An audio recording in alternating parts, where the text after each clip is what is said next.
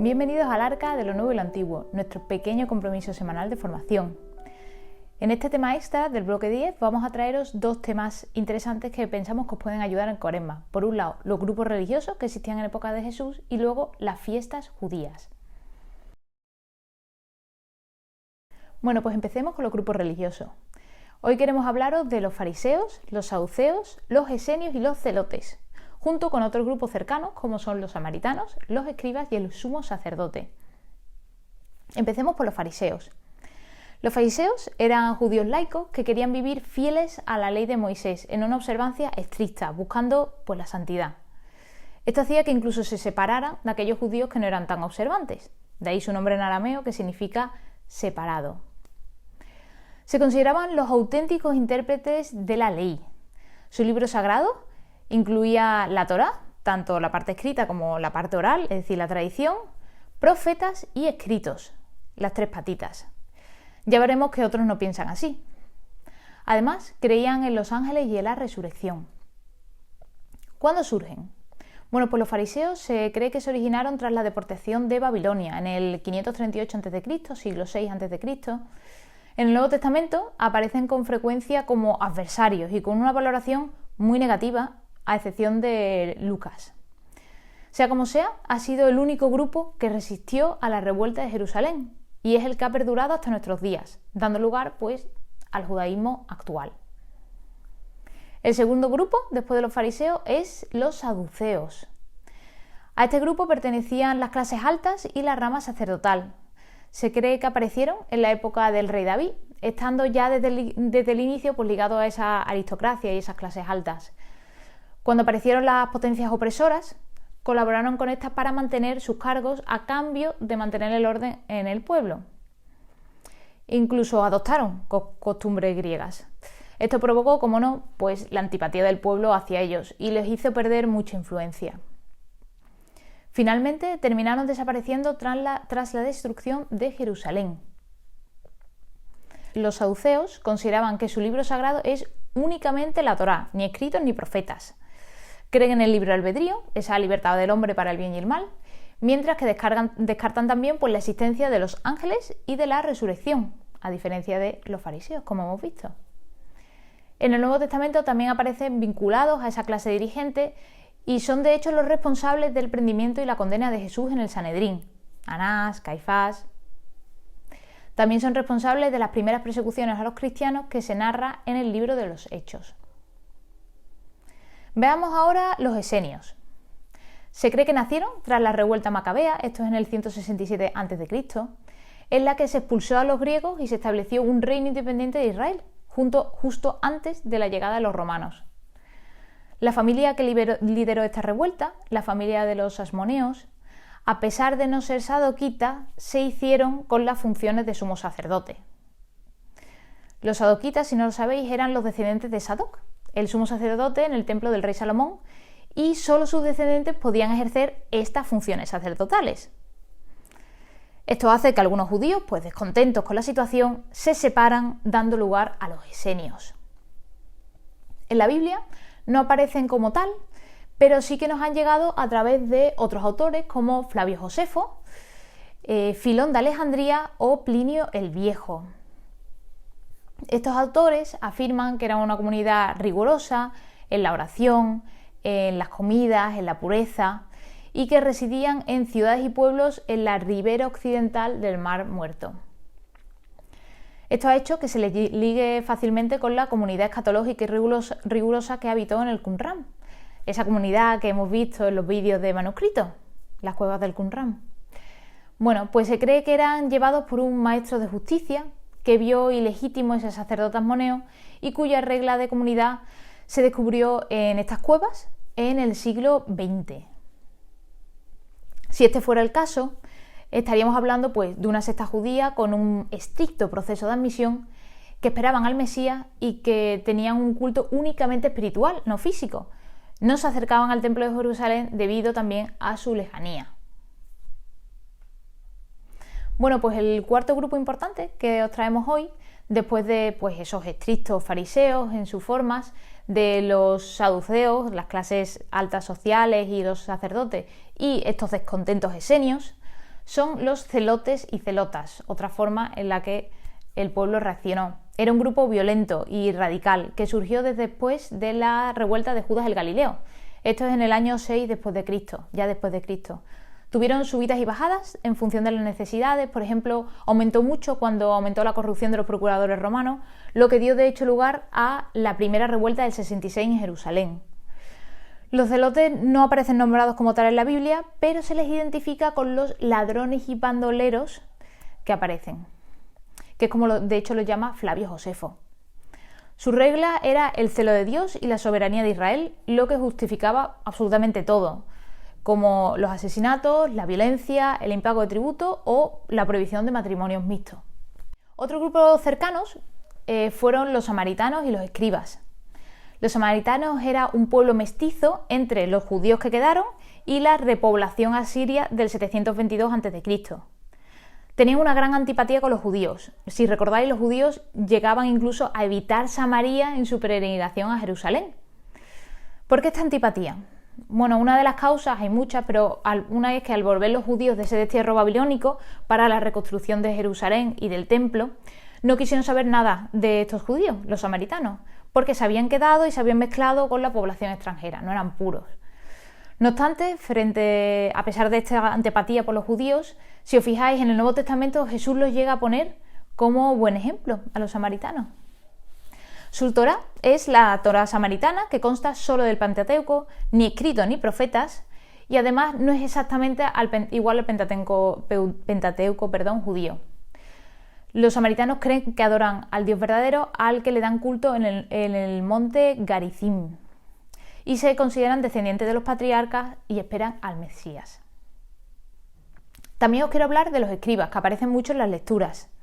Los escribas no eran un grupo como tal, sino que una función que cualquier grupo podía tener, aunque es cierto que mayoritariamente la ejercían fariseos y algunos saduceos. Su función era la de ser especialistas en la ley, y por lo cual se accedía por conocimiento y no por casta o dinero. En el Nuevo Testamento van muy ligados a los fariseos y también forman parte del tribunal de Jesús. Por último, vamos a hablar del Sanedrín y del sumo sacerdote. El Sanedrín es, como sabéis, la corte suprema y la autoridad última que regula la vida en función de la ley mosaica y representan al pueblo judío.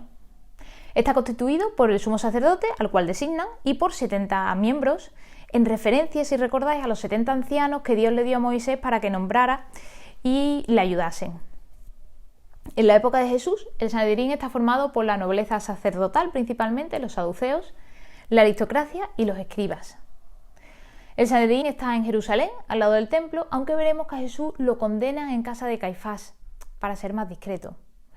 Como hemos dicho, este Sanedrín nombra al sumo sacerdote, que originalmente era un puesto hereditario y de por vida. Debía ser una persona pura, sin defecto, que guardara la pureza ritual, haciendo pues toda una serie de ceremonias, manteniendo un estilo de vida. Cuando he querido decir puro me refiero, pues no le podía faltar un brazo, por ejemplo. Él era el único que una vez al año entraba en lo más profundo del templo, lo sagrado de lo sagrado, donde habitaba Dios y estaba el arca de la alianza. Lo reconoceréis en las imágenes porque tiene pues una indumentaria muy concreta. De hecho, esta indumentaria se custodiaba. El sumo sacerdote lleva vestiduras azules y se caracteriza principalmente por ese efod que lleva sobre el pecho, hecho con 12 piedras de colores, piedras preciosas, ¿no?, que simbolizan las 12 tribus de Israel. Os vamos a dejar también un enlace a un vídeo extra que a mí me gustó mucho porque explicaba pues el significado de los ropajes. Como hemos dicho antiguamente, era un puesto vitalicio. No obstante, con los romanos pasa a ser elegido por Roma y duraban pocos años. Se convierte básicamente en un puesto político. En época de Jesús había varias familias influentes, como era el caso de la Danás, que colaboró mucho con los romanos.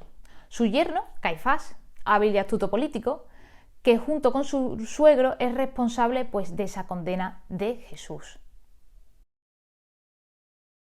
En segundo lugar, os queremos hacer un breve resumen de las principales fiestas judías, a ver si esto os ayuda pues, a entender la Biblia en la Cuaresma. Las fiestas judías tienen mucha importancia en la vida de un judío, puesto que la revelación se da en la historia y va jalonando la vida del creyente, de forma que las fiestas rememoran los acontecimientos vividos por el pueblo de Israel. Hay tres fiestas importantes llamadas fiestas de peregrinación y luego otras 3 secundarias. Las fiestas de peregrinación son obligatorias para todo judío a partir del Bar Mitzvah, donde el judío se compromete con 13 años a cumplir los preceptos de la ley. A día de hoy no hay templo, por lo que la parte de la peregrinación como tal pues ha dejado de tener tanta importancia. ¿Cuáles son estas 3 fiestas principales? Bueno, pues la primera es la noche de Pascua y los sucesivos 7 días que componen la fiesta de los ácimos. Es lo que se celebraba cuando Jesús fue condenado, la noche de Pascua. La fiesta es memorial de la liberación de la esclavitud de Egipto y ponente de la pertenencia de uno al pueblo judío. En la noche de Pascua se toma el cordero entero, con hierbas amargas, pan ácimo y vino. La fiesta tiene un origen pastoril. De hecho, era la preparación antes de la transmigración de pastos. Por eso que dice la Biblia, ¿no?, que el pastor se viste con el atuendo de viaje, ¿no?, esa cintura ceñida, ese bastón en la mano. Se realiza además un rito de sangre como protección por esos meses que se va a pasar fuera. Tras la noche de Pascua están los 7 días de la fiesta de los ácimos, donde se toman panes sin levadura, rememorando pues ese éxodo de Egipto. Aunque es memorial, tened en cuenta que también se vive como una salvación presente, al igual que pues nosotros podemos vivir el Adviento o la Cuaresma. En este caso, su origen es agrario, el de la fiesta de los ácimos. Previo a la cosecha se eliminaba de toda la casa todo vestigio de levadura para evitar que la nueva cosecha pues se fermentara. La segunda fiesta que viene a continuación es la de Pentecostés, que se da pues 7 semanas o 50 días después de la Pascua, igual que nuestro Pentecostés. Dura un día y originalmente era la cosecha de las primeras espigas. Con ella se rememora la alianza de Dios con Moisés en el monte Sinaí y la entrega de las tablas de la ley, de la Torá. También se la llama la fiesta de las semanas. Bueno, cada fiesta tiene un nombre en hebreo, obviamente, pero me ha parecido con más sentido que os las ponga hoy en español, ¿no? Si estas fiestas tienen lugar en primavera, la tercera fiesta importante de peregrinación toca a principios de otoño, que es la fiesta de las tiendas o tabernáculos. Dura 8 días y rememora la estancia en el desierto con pues esas tiendas en las que estuvieron viviendo durante 40 años. De hecho, siguen construyendo actualmente tiendas para esta celebración. Originalmente respondería a la última recolección y el inicio de la vendimia. ¿Qué otras fiestas hay? Bueno, pues justo antes de esta fiesta de los tabernáculos, de las tiendas, está el Día de la Expiación, descrito en el Levítico 16. Se realiza por la pureza del santuario, del clero y del pueblo, por todos aquellos pecados de los que uno no es consciente y por los que no se ha llegado a purificar. El objetivo es que el pecado pues como que no se vaya acumulando. Quizás os suene originalmente en la Biblia que aparece que en el desierto con Moisés pues se cogía un macho cabrío en el que como que se dejaba todo el pecado del pueblo y se dejaba perderse en el desierto, ¿no? Como una forma de reconciliación de Dios con el pueblo, ese pecado que no lo quiero y se aleja. Bueno, pues relacionado con esto, 10 días antes de esta fiesta de la expiación se celebra también el Año Nuevo, que es la fiesta de las trompetas. Se tocan unas trompetas pues en llamada al arrepentimiento. Luego está la fiesta de la dedicación, también conocida como Hanukkah. Quizás os suene la vela de Hanukkah, esa vela con 9 velitas.